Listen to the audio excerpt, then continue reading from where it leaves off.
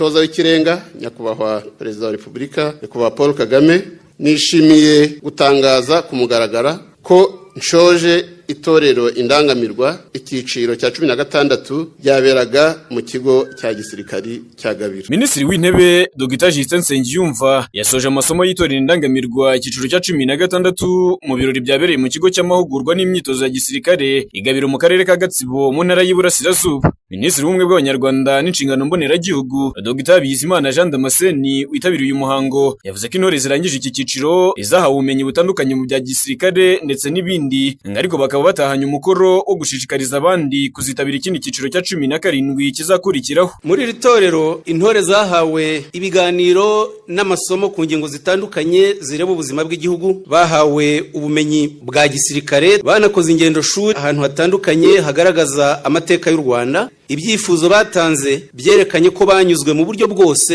n'imigendekere y'itorero. Batahanye umuhigo wo kuzakora ubukangurambaga muri bagenzi babo kugira ngo umwaka utaha hazaboneke benshi kurushaho bitabira itorero ry'indangamiro. Abasoje aya mahugurwa muri iri shuri rya Gabiro bavuga ko hari ibyo bigiye aha bitandukanye nuko bari bameze mbere yuko bitabira iri torero, nk'imico, imyitwarire ndetse n'ibindi, ariko kandi bashingiye ku byo bigiye muri iki cyiciro cya 16 cy'itorero indangamirwa bakavuga ko hazaza habo n'u Rwanda ari heza. Nari mfite ubwoba, numvaga ntakora ibintu bikomeye. Itorero ryahingishije gukora cyane, nicyo kintu cya mbere ngiye gutahana.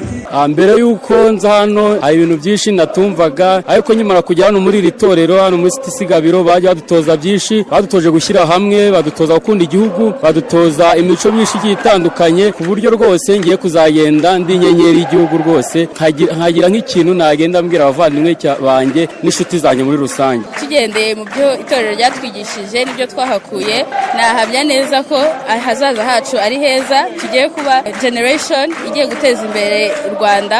Dufite icyizere ko tugiye kugeza u Rwanda kure kugeza aho abatubanjije barugejeje. Kuba noneho mugeze ku musozo w'iyi gahunda. Mu ijambo yagejeje ku basoje aya masomo, Minisitiri w'Intebe Dr. Justin Nsengiyumva yibukije urubyiruko ko iri atari iherezo ahubwo ko ari intangiriro, bityo ko bagomba kurinda ibyagezweho, bityo bakageza igihugu ku yindi ntera irutse yo kiriho uyu munsi binyuze mu mahirwe bafite igihugu kibaha. Mu gihe muva muri iri torero mukomeza inshingano zanyu, ndagira ngo mbibutse ko ibi atari iherezo ahubwo ni intangiriro y'inshingano nshya. Ibyo igihugu cyanyu kibasaba bitandukanye n'iby'urubyiruko rwabohoye igihugu rwasabwaga.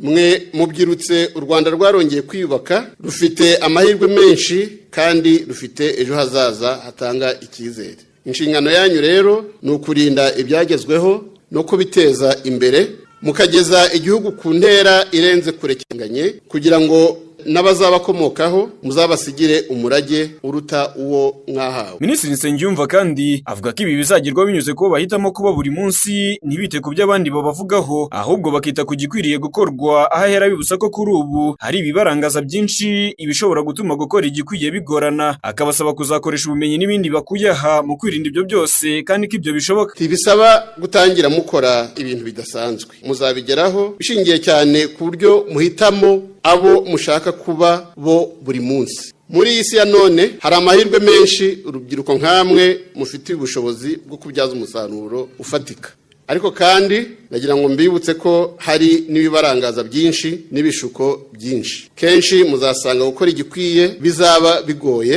ariko aho niho indangagaciro n'ubutore byanyu bizagaragarira. Ni ukwitwaza iyo mpamba mwahawe aho muzajya hose, muramenye iyo mpamba mwahawe ntimwisige hano igabira. Itorero indangamirwa icyiciro cya 16 ryatangiye tariki ya 2 Nyakanga uyu mwaka, rikaba ryari rimaze ibyumweru 6 aho risorejemo abagera kuri 769. Bikaba biteganyijwe ko mu mwaka utaha iki kigo kizatorezwamo abagera kuri 800 bihuje n'ubushobozi bw'iki kigo. Itorero indangamirwa rikaba ryaratangijwe na nyakubahwa Perezida wa Repubulika y'u Rwanda Paul Kagame mu mwaka 2008. Kuri ubu rikaba rimaze gutorezwamo abagera ku 5985. Ngendi Daniel Niyonkuru, Radio Guka, Igabiro mu karere ka Gatsibo.